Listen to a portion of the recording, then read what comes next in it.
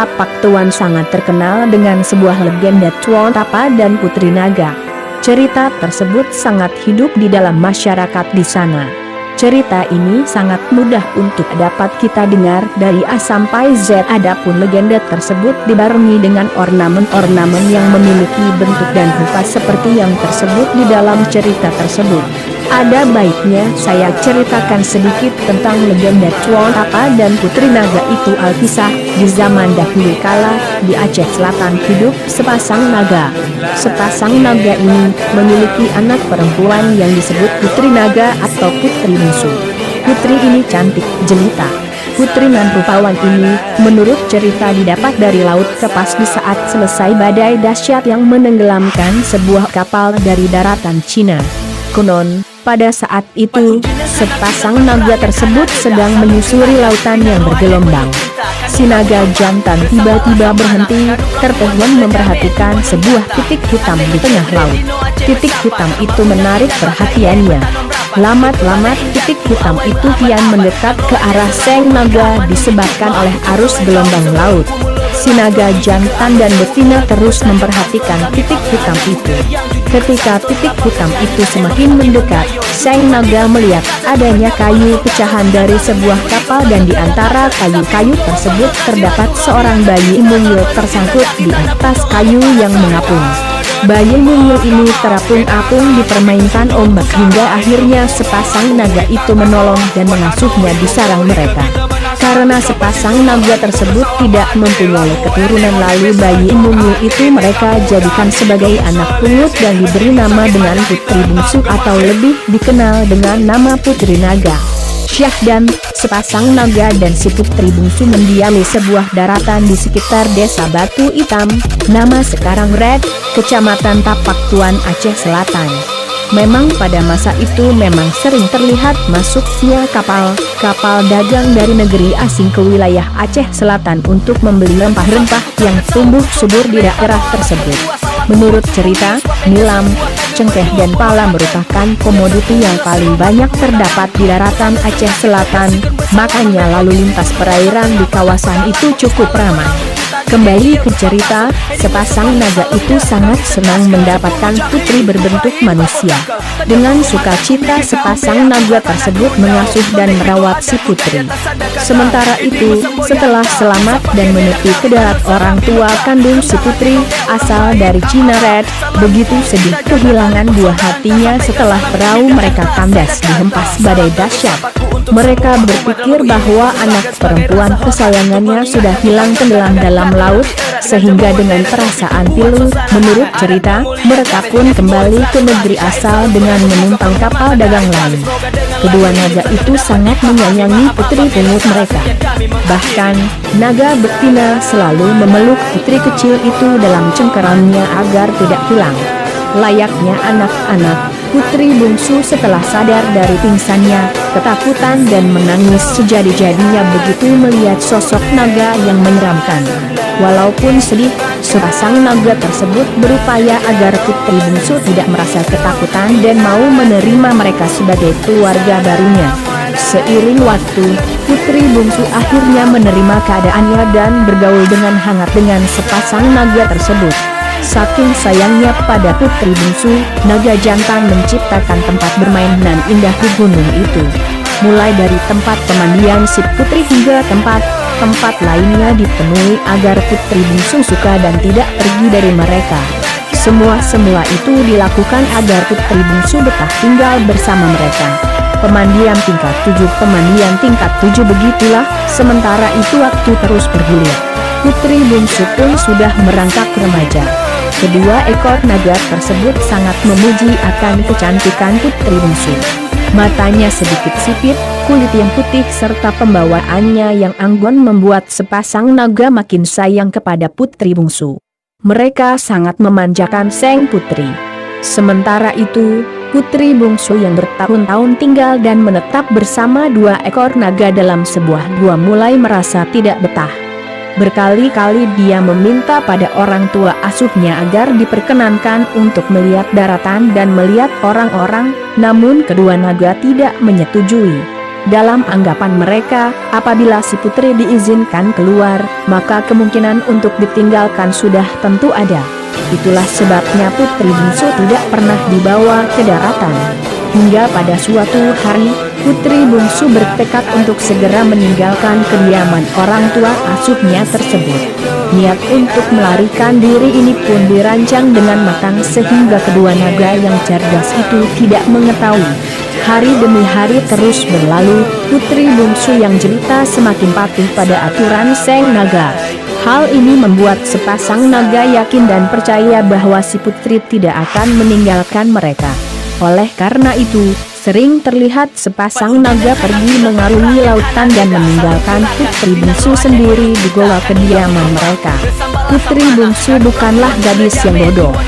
Walaupun sering ditinggalkan sendiri sehingga peluang untuk pergi terbuka, tapi demi menjaga kepercayaan Seng Naga kepadanya, dia membiarkan keadaan tersebut berlangsung.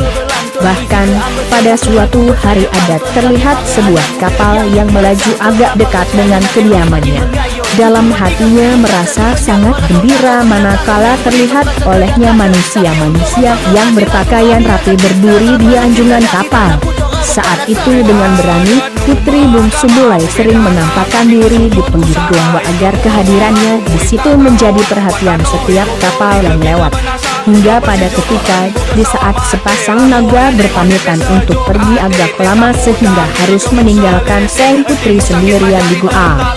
Putri bungsu sangat girang karena dalam kurun waktu tersebut, rencana untuk melarikan diri akan terlaksana. Begitulah, setelah puluhan kilometer naga berlalu, ada sebuah kapal berlayar dan kebetulan sudah menyaksikan keelokan Seng Putri dan nahkoda kapal pun segera bersandar di dekat pulau itu kemudian membawa putri bungsu berlayar. Biasanya, setiap kapal tidak berani dekat-dekat dengan pulau tersebut karena sering bertiup angin kencang dan sering membuat awak kapal sangat kerepotan menjaga agar tidak tenggelam. Hal ini disebabkan oleh ulah kedua naga itu yang tidak ingin tempat mereka didekati. Setelah Seng Putri berlayar di tempat lainnya, naga betina merasa hatinya tidak nyaman sehingga memutuskan untuk kembali ke kediaman mereka.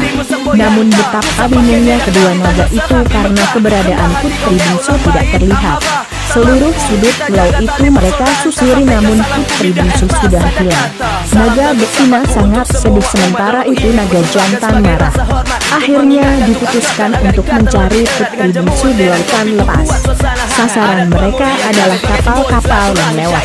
Kebetulan di lautan terlihat sebuah titik hitam yang melaju dekat dengan sebuah pulau besar. Dengan segera kedua naga tersebut mengejarnya. Setelah mengintai, mereka melihat putri bungsu berada di sana.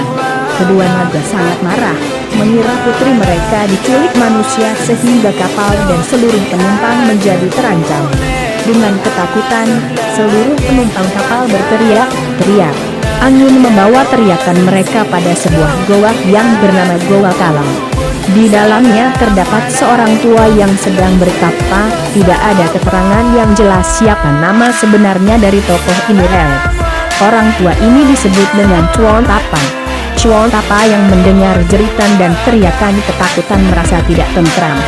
Lalu, Chuon Tapa mengambil tongkatnya dan keluar dari goa. Dengan kesaktiannya, Chuon Tapa melihat dengan jelas di tengah lautan terjadi perkelahian antara sepasang naga dengan penumpang kapal. Goa kalam tanpa menunggu, Chuon Tapa kemudian merubah ukuran tubuhnya menjadi besar. Menurut cerita, laut di daerah Tapak Tuan hanya sebatas pinggangnya Rwead. Setelah itu dengan pesat, Chuon Tapa menengahi perkelahian yang tidak seimbang itu. Namun sepasang naga yang sudah kalap berbalik menyerang Chuon Tapa. Karena terjadi gelombang besar akibat gerakan sepasang naga itu, kapal pun terlempar jauh. Perkelahian antara sepasang naga dengan Chuon Tapa berlangsung seru. Bertubi-tubi kedua naga menyemburkan api dari mulutnya sementara ekor dan cakar mereka tidak ketinggalan menyerang. Begitulah, berkat kesaktian dari Chuon Tapa, semua serangan sepasang naga berhasil diredam.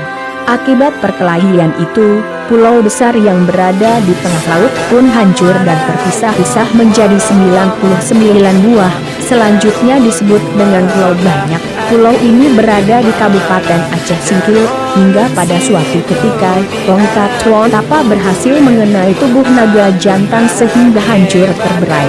Darahnya memancar keluar, sebagian besar terpencar ke bagian pesisir dan membeku. Selanjutnya tempat di mana darah naga itu tumpah disebut dengan Desa Batu Sirah atau Bate Emirah.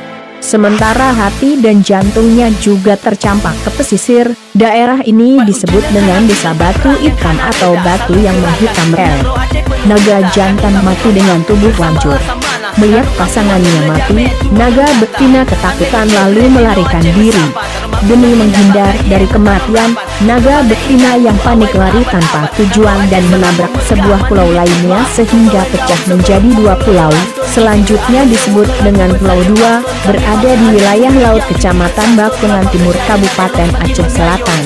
Sementara itu, akibat dari pertempuran antara sepasang naga dan Tuan Tapa, masih meninggalkan jejak berupa tongkat. Setelah ditigar, tongkat itu dipercayai sebagai tongkat Tuan Tapa. Kemudian, bagaimana nasib Sang Putri menurut cerita? Sang Putri akhirnya kembali hidup normal layaknya manusia dan hidup bahagia bersama kedua orang tuanya di daratan Cina. Dan legenda ini telah diperkuat dengan beberapa bukti yang telah ditinggalkan oleh si Tuan Tapa berupa tongkat dan topinya yang berada di tengah laut tapak Tuhan dan hanya bisa dilihat dari sebuah gunung yang bernama Gunung Lampu menjelang pasang sudah surut. Kemudian sebuah tapak kaki dan makam Tuan Tapa yang ukurannya besar. Ornamen pendukung cerita legenda Tuan Tap dan sepasang naga. Ornamen pendukung cerita legenda Tuan Tap dan sepasang naga. Begitulah sedikit cerita tentang legenda Tuan Tapa dan Putri Naga dari Kota Tapak Tuan menurut versi yang saya kumpul dari beberapa tokoh masyarakat Aceh Selatan. Banyak versi yang beredar di dalam masyarakat. Terlepas dari beragam versi tersebut, semuanya tidak lain hanya ingin memperkenalkan bahwa inilah Kota Naga, inilah Tapak Tuhan dengan legendanya yang hebat agar generasi mendatang mengetahui.